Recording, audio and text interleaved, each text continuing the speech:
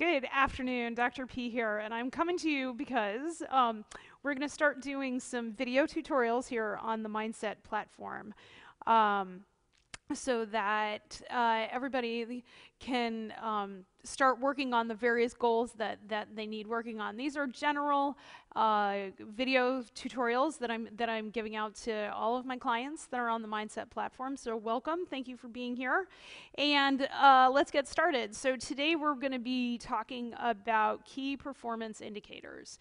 Across the platform, I've surveyed a couple of dozen companies, and the familiarity and implementation of key performance indicators is actually fairly low. And so that's the first thing that we're going to talk about, because key performance indicators are really indicative of your food safety culture and your operations and things like that. And so there's a handout to go with this that you should be able to get. I may end up, if I can use the system, be able to send it to you through the system. Either that, or it'll land in your inbox. Probably with directions on how to watch this video, because it's my first time doing it.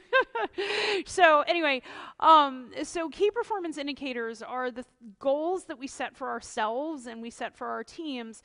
And the idea is our KPIs, as you'll hear them, really drive us towards continuous process improvement and performance. Okay, so for some of you who have been on coaching calls with me, we have said, okay, let's set what those KPIs actually are, and they can be different. You should have KPIs for yourself, you can have KPIs for the department, you can have KPIs for individual team members, team leaders, that sort of thing. And it just depends on where you're trying to get your production process to, where you're trying to get your company to.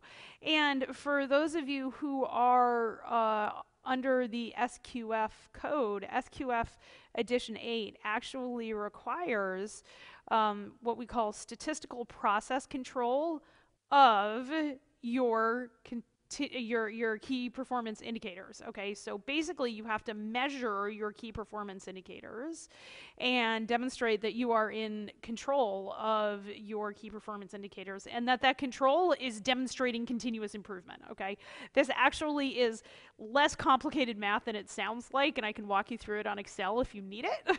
Okay, but for those who are beginning as you mean to continue, if you're looking to scale, if you're looking to get into GFSI type environments, then KPIs are absolutely one of the places that you have to start with, okay?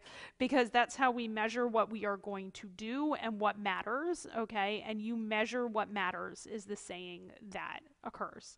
Okay, so what are we talking about measuring? We're talking about things that we can measure. Are we meeting all our CCPs? Are we meeting all our CLs?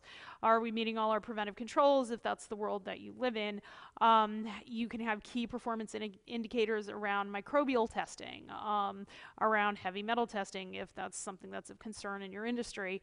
And you probably generate an awful lot of data. Well, the idea is KPIs take that data and create information and actionable knowledge from it. And so that's what we're looking to do. So there are some questions to ask yourself: is what data are you generating? And then the second question to ask yourself, because you probably know the answer to that question, is do you have time to sit down and think about it?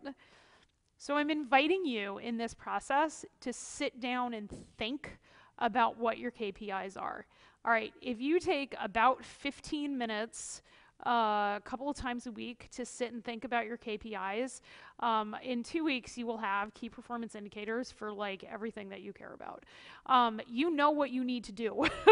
You know what you need to measure, and you know what you're not measuring. And so my recommendation is to sit down and think about it, to write that stuff down, and then put goals in the system for yourself to hold people accountable to their KPIs, to hold yourself accountable to the KPIs.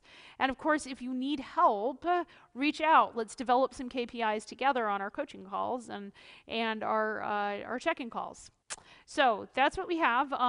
These key performance indicators are a very clear indicator of your food safety culture, and they are only going to be becoming more and more important. And it's a really great way for you to develop your own leadership capacity, is by creating these goals and holding people accountable to them. Okay, food safety requires accountability, as I'm sure you all know.